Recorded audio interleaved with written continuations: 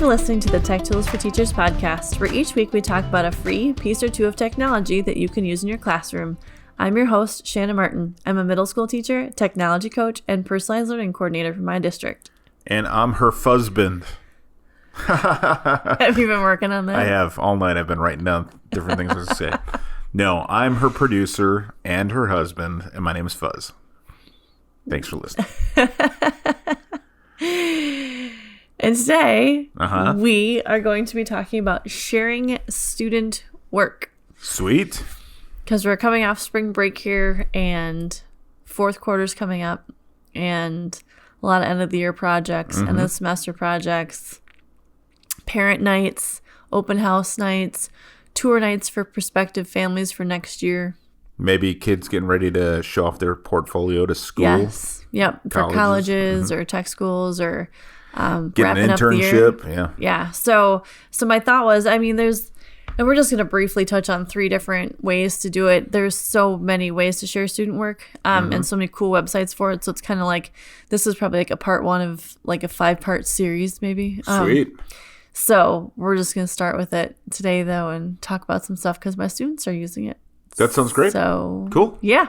All right. So with our sharing student work, I know there's lots of both digital and non-digital ways to share student work. Analog, paper and paste, glue sticks, construction paper, easels. Yeah. So there's ways of sharing student work where sometimes you want it both digital and like you'll create a product, but then you want to be able to share that later on, and you don't want to be hauling around like the trifold board everywhere. Right. So I find it very helpful to have students kind of design their own websites and then share their work on their created websites. So we're going to start with Wix. You've probably heard of Wix before. I'm guessing you've sure it's seen a commercial for it. They use them for businesses all the time. They have advertising all over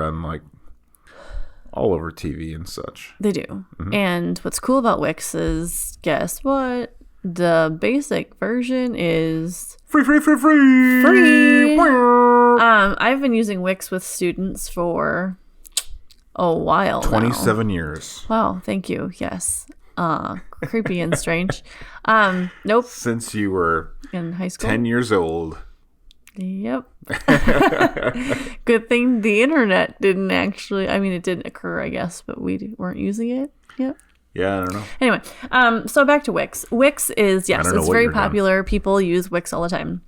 I use Wix with my students to design and create projects and portfolios. Okay. And what's cool about Wix, you can log into Wix, you sign in, it's the Google sign-in, single sign-in, woohoo, because they always are like, I lost my website. And then you're like, oh, great.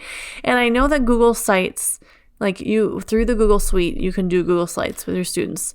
I find Google Sites a bit cumbersome. They're a bit lackluster. When it comes to trying to teach students, websites from the ground up would be one thing with Google Sites because there's a lot. But if you want them, if your goal is not web design and it's more a portfolio or to share information, I find Wix and some of the other ones we're going to talk about today, we'll talk about Weebly a little bit. I find them much easier for students to learn basics of a website and be able to share their skills and their work that they're working on. So yeah, definitely.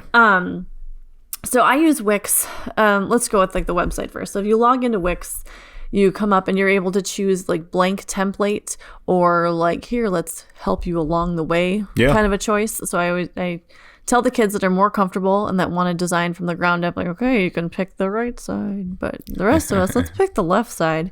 I do give the students that option though. Some of my kids are a whiz at designing stuff. And you just create a new site. You go in, you pick your template, and it walks you through step by step. So you can pick what kind of website do you want? And then from there, you can pick and choose 18,000 different templates that you want to work from. They've got all the cool color options. You can edit it. You can view it. You can go through. They even have comment sections built in. And which some of my students stumble across where it can be like, oh, like you can take people's credit card information. It obviously would be hooked up to that, but then they always have to figure out how to take that part out if they're using it for a portfolio, because like, I don't want this in there. So then that teaches them actually how to remove things from their website. And it's just a drag and drop editor, right? Yes, everything is drag and drop. And you can change the colors in the background. You can change, add all your own images. You can add extra buttons. You can add more pages within pages. Like, it's all very user friendly. How I set it up with my students is we do a big war project at the end of the year, and they're able to pick between like World War I, World War II, and the Cold War. And then instead of writing a paper to show their knowledge, which they're all like, yay, I'm not writing a paper.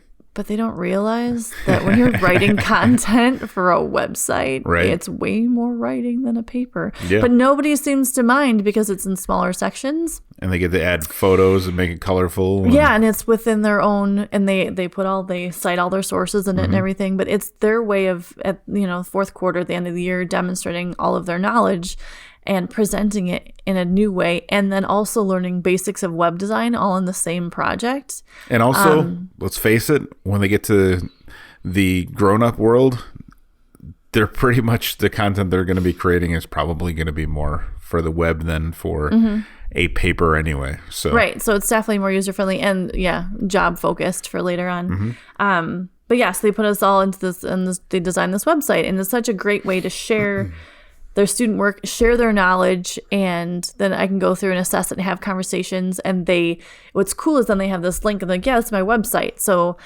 we go through and we share them with parents, and we share them with admin in our district. And they're like, hey, look what I designed.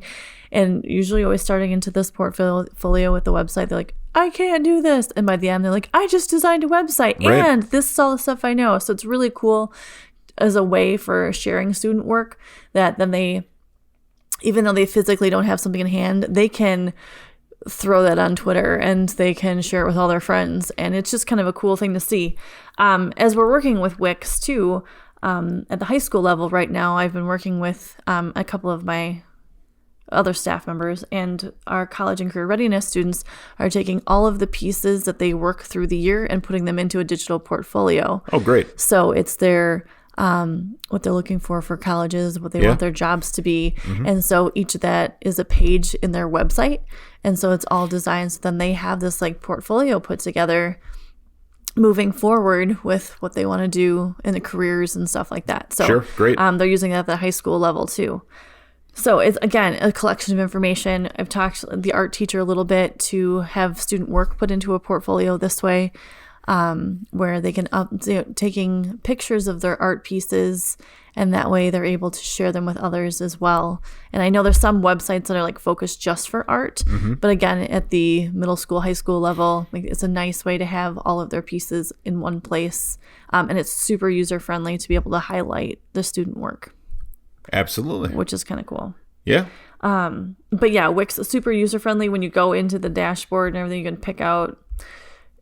Again, we said everything's drag and drop, so you just go right down the right-hand side. But you pick a theme that's going to fit what you're trying to do, and then pick your text, add your pictures, all that kind of stuff. And what actually I do as well with my students is I use Screencastify, and then I will screencast myself going through the process. So then if they're absent or they're like want to work at their own pace, they're able to watch me walk them through how to design the website, and then they listen to me talking as they're doing it themselves. So that's another way to do it if you're interested. Yeah, and this is a great way too if you have maybe you've watched a TED Ed talk on like the basics of like over spring break, and you were like, oh yeah, a TED talk, that'd be cool. And maybe you learned a little bit about the basics of website design and SEO, and you want to teach your kids to use the headings in the proper H1, H2, H3 format, and how many words they need to include, and what kind of things Google looks for, and all that. It could be really helpful for them going down the road to get the basics of web design and content development. Absolutely. And actually, and another, like, I use this as my own professional portfolio. Like when I was looking for jobs before, like I have a Wix site that I use for. So I work at an ad agency, and we have a lot of people who apply for like designer and copywriter positions and web designer positions, and a lot of them have their portfolios on Wix sites, probably more than any other. It's probably Behance, which we talked about a little bit last week. Yep. And then Wix is probably the main free site that people are using to drop their portfolios in, that they then share with us as an employer to show off their design work or whatever it might be. And it's they're usually really well done. And they look very professional. So if you've got students, and I would even say, like, I know I've worked with 6th graders, have been able to use Wix sites, pretty user friendly. I think 4th and 5th grade, if you were going to go a little younger, that they could do it, but they would just need some more guidance and maybe a few less bells and whistles put into their websites. But they definitely could make a portfolio of like things that they were finishing up this spring for sure. Groovy. So along with Wix, I feel like, I don't know if it's considered like a competitor or something. Yeah, it is. It's that works similarly, is Weebly. And I know some teachers definitely prefer Weebly over Wix, or they think it's more like teacher friendly. I view them to be very similarly. Yeah. I use Wix more often because that's what I'm very comfortable using. I have students that use Weebly, and I'm fine. You know, like, if you're comfortable using it. The layout is similar. It's a little different. Yeah, Weebly's got a little bit. I think it seems like there are more steps in Weebly in getting something to go live, and also they've got a couple wonky features that. So I run the website. I'm on a nonprofit board for the Wisconsin 9/11 Memorial, and that site is run off Weebly. I inherited it. If I would have started it from scratch, I would have started with a WordPress site. But I received this one. We took it over. Everything's already baked in the Weebly, and it's running fine. So we just updated some of the site layout and stuff. But we're able to take orders now, and I believe we have a paid version. Okay. But and like with Weebly, I guess there's a lot of options, I think. Whereas like Wix is set up very like, here's your website. When you go into Weebly, you can pick like if you want a portfolio or if you want it to be set up as a blog or something like that. There's the formats, I think, are laid out from the beginning a little more clear. So if that's what you're looking for, like you can go right to like, here's all the like design portfolio choices, or here's all the blog portfolio. So if you're looking for that type, I think Weebly is what you're looking for. But when it comes to like user friendly, when it comes to younger students or students who are unfamiliar with web design, I think Wix is a little more user friendly when it comes that way. But Weebly has more kind of design kind of things, if that makes sense. They're designy and Weebly. Like here's for instance, there's like a little quirk with Weebly that I wish they would work out. Let's say you upload a PDF to Weebly and to place on a page somewhere, and then you decide that you want to put it on a different page. As soon as you delete it off the one page that it was uploaded to, it deletes it from the system. So there's not like a media gallery or something where you can like pull it again, pull it back again. You have to re-upload it, and then once you upload it, it changes the link and all that. So if you published it and then you take it off, then it's just kind of a mess that way. Right. And I understand it's a free drag and drop editor. Right. So and it's definitely drag and drop. Like you click on image, you drag it, you drop it into the page, and it makes a little spot for your image. And then you click title. It's easy to use. It's easy to use. It's just there are some like things that I wish were a little bit better. But I would say... But for a free website, for student work, and you're highlighting student work, and you want things that are a little more designy. Yeah, yep. Their sites look great. I mean, and the templates are good. Either with Weebly or Wix, you're gonna be able to do what you want to do, and especially for the price, it's not bad. It's free, and actually, for both of them, the upgrades aren't outrageous. No, they're not. So if you had a student do some sort of design portfolio, and they don't want just the free version, in both sites set plans, your like next step up is $5 a month. Yeah, and for both Wix and Weebly. And so that might work for a student who maybe needs it for college or something like that, and needs And they to want the little upgrade, little boost in it. Right. But for you as an educator, if let's say you're looking to switch districts or something like that, and you want to have your portfolio, and maybe you need a little bit of extra there. I mean, I'll just point out when I ended up switching districts, I used my free Wix one, and my free Wix is still up and kicking. Still up and running, actually. Great. You can go find I don't even know where it is, but it's on Wix. It's on Wix. Yeah. John Wix. Oh no, no, we're not even gonna bring that up. Because people love John Wick movies, apparently. And we went there on a date night one night to see the first one 6 years ago. 6 years ago.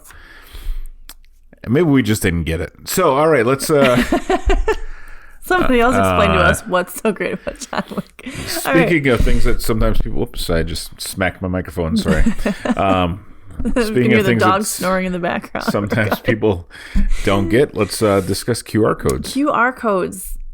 People don't get QR codes. I mean, they do. Most people do. I have a for instance on QR codes. They work great for what you're going to talk about. Well, I'll talk about it first. You talk about I'll talk about the cool things for QR codes. So QR codes. If you have elementary students and you've got iPads, I bet you use QR codes, because if you can run around with an iPad with the camera on and scan things and learn stuff, that's like the highlight of the day. QR codes. So I'm talking about QR Code Monkey. I know there's like 8,000 QR code sites, but I like this one. It's QR Code Monkey. And what's cool is it's totally free.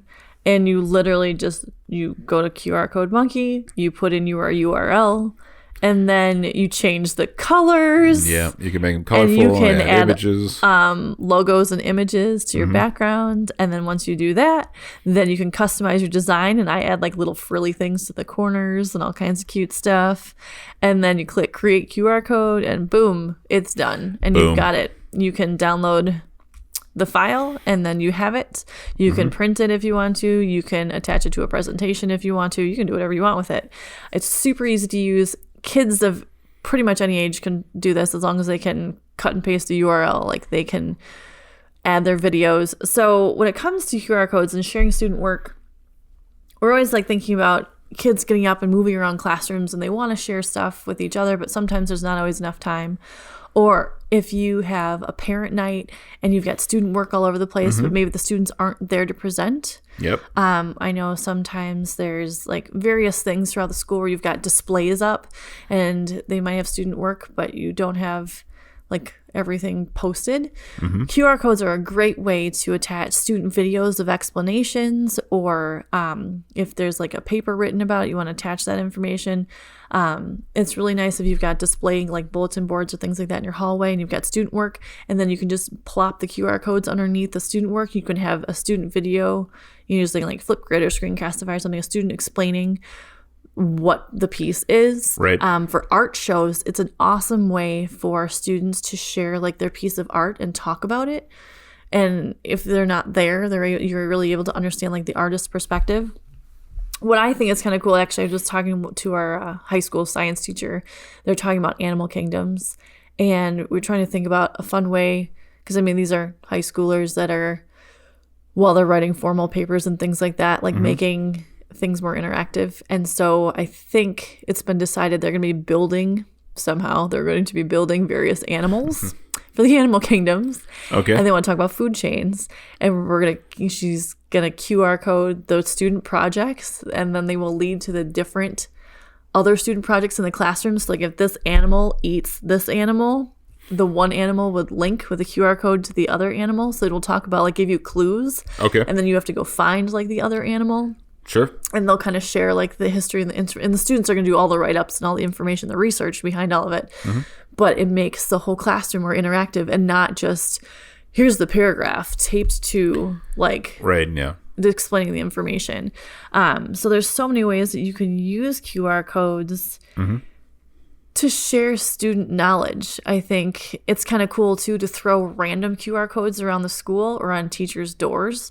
I've seen on teachers' doors where you scan it, and then it tells you about the teacher and the background and the information. So instead of having like Mrs. Martin teaches, Solstice and technology and blah, blah, blah. Like, it actually gives you more information about the person. And just, or the random QR codes that like teach you things. So if kids have their phones out and they're like, oh, there's a QR code, and then they scan it and then they learn something. Yeah. But it's a secret. It's kind of like using Pokemon Go. Yes. But it's QR codes and it's informational. So you're only mentioning Pokemon Go because we saw a bunch of adults of people playing last night. Pokemon Go last night when we went to our date night. It was yeah. So that was fun. But anyway, so QR codes, use them. Like I think that they were used they were used quite often, and then they kind of like died out a little bit. But in a school, it's such a great way to make stuff interactive without having to put a lot together, and it's such a cool way for students to share their knowledge with everybody, even if they're afraid to like get up in front and talk in the classroom. Like they don't have to. Their stuff is displayed and they are explaining it in some way. I think in that manner, I think it works great. The my little anecdote was, I won't name the store or the product, but we developed some packaging for a retail brand that the store, and all of you listening would know the store. It's a very well-known national retail store. They said, you need to put a QR code on this package. That's our requirement for any packaging. So we changed the design up of the packaging, put the QR code on, sold $35 million worth of that product. Or I'm sorry, and the QR code didn't work. Sold $20 million worth of that product, and the QR code was scanned 35 times in the history of that. And I'm guessing at least a dozen of them were us scanning it to make sure that it works. Look, the QR code works. So in a retail space, people don't seem to be using QR codes much these days. But when you're telling somebody to get up and move around, and this is fun and interactive, and right, well, and they can use iPads in the classroom, or if you have phones in the classroom, like they can scan it with anything, which is cool. And then they can save that information too for later if they want to, which is they can come back to it. It's kind of a cool way too to like review for an assessment, where if there's different QR codes at like different groups, and then they could share all their notes or save all their notes for their assessment. Like there's all kinds of ways to use them. Like think outside the box. There's so many ways to share information using QR codes. So awesome, make it happen. And that's QR Code Monkey. Yeah. It's QR code - monkey is the URL for that. Again, you can get that on the website at smartnwi.com. Yeah. So Wix, Weebly, QR code Monkey, just to name a few, because there's so many ways to share student There are work. a gajillion of them. But Angel Fire. No, I'm just kidding. That was an old website builder from 1942. Late 90s, early 2000s. Yeah, close. Yeah, close enough. Getting closer to that date than ours. Cool. Well, I think we're all fired up now for fourth quarter here as we're rounding out. So thanks for tuning in. This has been the Tech Tools for Teachers podcast. If you ever have any questions, you can find me on Twitter at smartnwi. And if you want to get more information on and the links to the technology discussed in this episode, number 15, go to smartnwi.com. New episodes each week. Thanks for listening. Go educate and innovate. The ideas and opinions expressed in this podcast and the Smart NWI website are those of the author, Shanna Martin, and not of her employer. Prior to using any of the technologies discussed in this podcast, please consult with your employer regulations. This podcast offers no guarantee that these tools will work for you as described, but we sure hope they do. Please be sure to give us a 5-star rating on Apple iTunes podcasts, and follow Shanna on Twitter. You can find us on Facebook. Subscribe to the podcast wherever you listen to your podcasts. Hit that big subscribe button so you get it each week. And we will talk to you again next week on Tech Tools for Teachers. See ya!